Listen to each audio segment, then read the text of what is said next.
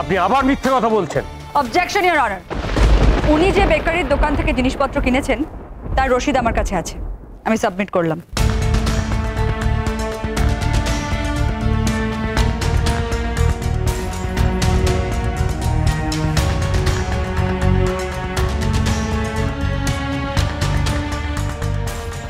তার থেকেও বড় কথা ইওর অনার, সেদিন ওই একই রাস্তায় আরো অনেকে উপস্থিত ছিলেন, চেষ্টা ঘোষও ছিলেন। তার মানে কি যে প্রত্যেকে অ্যাটেম্পট টু মার্ডার অভিযোগে অভিযুক্ত হবেন? এটার মানে কি এটাই দাঁড়ায় যে সবাই মোহর বসুকে খুন করতে চেয়েছিলেন? ইওর অনার, আমি বুঝতে পারছি না। আমার সওয়াল জবাবের সময় উনি বারবার এভাবে প্রশ্ন করে, অদ্ভুত অদ্ভুত প্রশ্ন করে আমাকে বিব্রত করবার কেন চেষ্টা করছেন? না, যদিও আমি বিন্দুমাত্র বিব্রত হচ্ছি না, বরং ওনার প্রতি আমার হাসির উদ্রেক হচ্ছে। ইওর অনার, যার অতীত ইতিহাস এরকম যে যে একটা মানুষকে বারবার খুন করতে চেয়েছে, তারপরেও যখন সে ওই একই রাস্তায় যাচ্ছে যে রাস্তায় ঘটনাটি ঘটেছে, তখন তো আমরা অনুমান সাপেক্ষে এটা ধরে নিতেই পারি সে সেই পারপাসে গিয়েছিল। Objection your honour. অনুমানের ভিত্তিতে কোনো তথ্য দেওয়া যায়, প্রমাণ ছাড়া তথ্যের কোনো দাম নেই। উনি কি প্রমাণ দিতে পারবেন যে এই ঘটনার সঙ্গে শ্রেষ্ঠা ঘোষ জড়িত ছিলেন?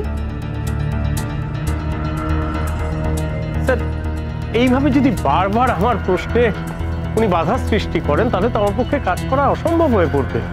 আপনি দয়া করে একটু বলুন। এরকম চলতে থাকলে তো আমাকে এই কেস ছেড়ে চলে যেতে হবে।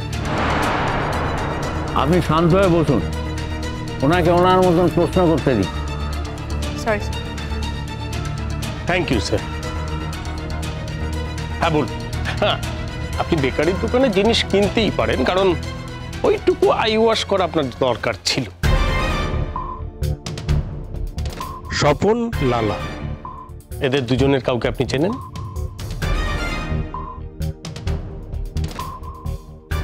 না। সত্যি করে বলুন। আমি সত্যি কথাই বলছি, আমি এদের চিনি না, আমি কোনোদিন এদের নামও শুনিনি। আপনি মিথ্যে কথা বলছেন। আমি যদি মিথ্যে কথা বলে থাকি তাহলে নিশ্চয়ই আপনাদের কাছে প্রমাণ আছে। তাহলে আমাকে জিজ্ঞেস না করে সেই প্রমাণটাই দাখিল করুন। দেখুন স্যার, কি সাংঘাতিক ধরনের অপরাধী। উনি লয়ারের কাছে প্রমাণ চাইছেন। স্যার, আমি একটু ইন্টারাপ্ট করছি।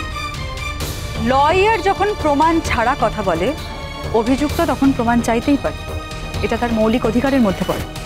আমার বিপক্ষ বন্ধু বোধহয় সেটা ভুলে গেছেন, এবং তা থেকে তিনি প্রতিপন্ন করলেন যে উনি একজন ডেঞ্জারাস মহিলা।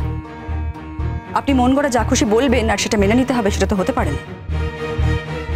ইওর অনার, অভিযুক্তর রাইট আছে নিজেকে ডিফেন্ড করার। ইনফ্যাক্ট প্রত্যেকটা মানুষের রাইট আছে নিজেকে ডিফেন্ড করার। আমি বলছি, আপনার কাছে যদি কোনো প্রমাণ থাকে দাখিল করুন। আমি তো প্রমাণ দাখিল করলাম যে উনি ওই সময় বেকারিতে ছিলেন, এবং সময় ক্যালকুলেট করলে বোঝা যাবে ঠিক কোন সময় এবং কতটা সময় উনি বেকারিতে ছিলেন। ইওর অনার, আমি কিন্তু একবারও বলিনি যে উনি নিজের হাতে শুট করেছেন। আমি বলেছি উনি অকুস্থল পরিদর্শন করতে গিয়েছিলেন। খুনি যেমন খুনের জায়গায় বারবার ফিরে ফিরে যান, উনিও ঠিক তেমনি গিয়েছিলেন। খুনি যখন খুনটা করেনি তখন কিন্তু তিনি বারবার ফিরে যান না।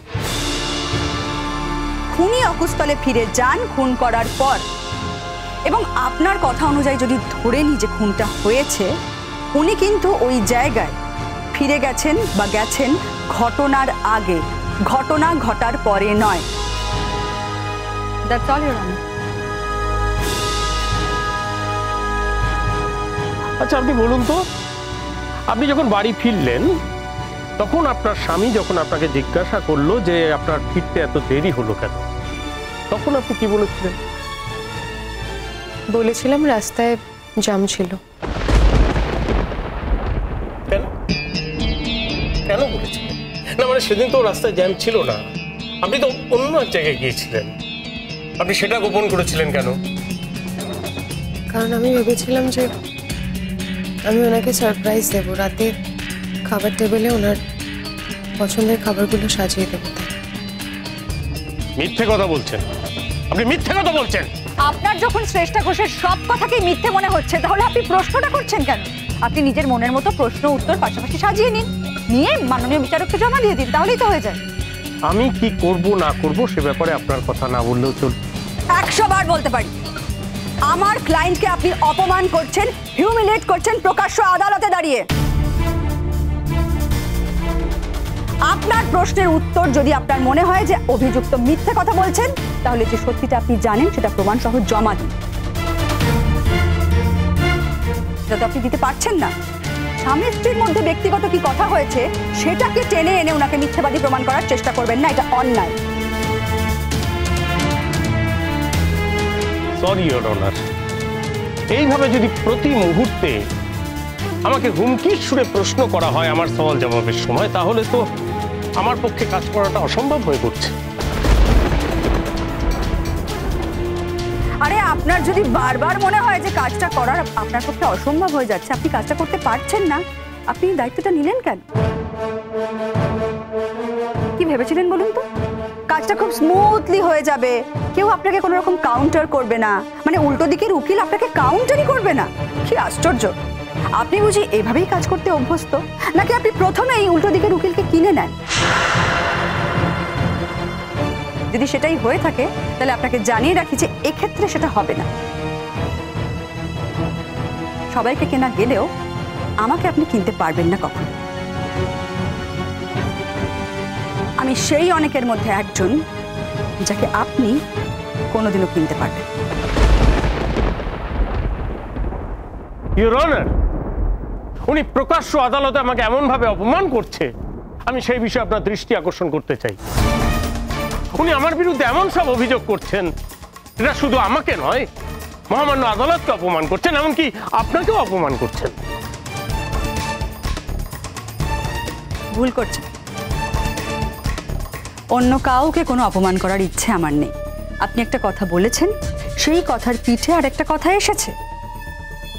আর আপনি যদি আমার ক্লায়েন্টকে বারবার অপমান করতে পারেন, হিউমিলিয়েট করতে পারেন, মিথ্যেবাদী বলতে পারেন, তাহলে আমিও আমার সাপেক্ষে অনেক কিছুই বলতে পারি। আপনারা দুজনেই শান্ত হয়ে বসুন। এইভাবে কোর্টের কাজ পরিচালনা করা সম্ভব নয়। সঞ্জীব বাবু, আপনার আর কোনো প্রশ্ন করার আছে?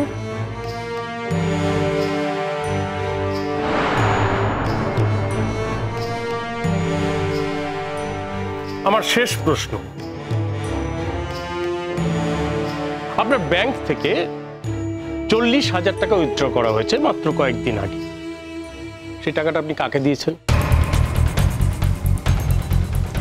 আমার মা বাবাকে।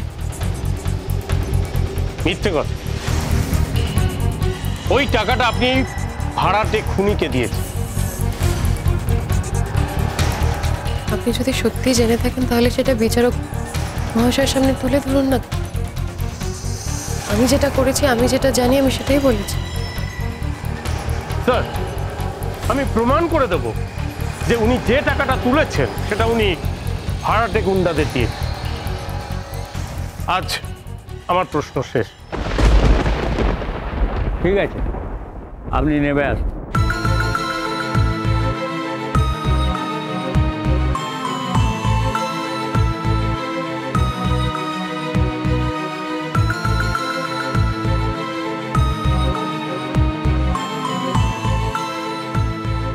ইওর অনার, আমি এবার একজনকে প্রশ্ন করার জন্য ডেকে নিতে চাই। আহির বাবু, আপনি যাকে এই অপরাধে সাসপেক্ট করছেন, প্লিজ তাকে নিয়ে আসুন।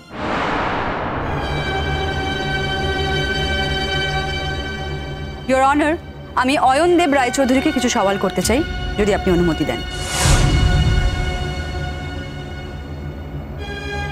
অনুমতি দেওয়া হলো। অয়নদেব রায়চৌধুরী, কাঠগড়ায় আসুন।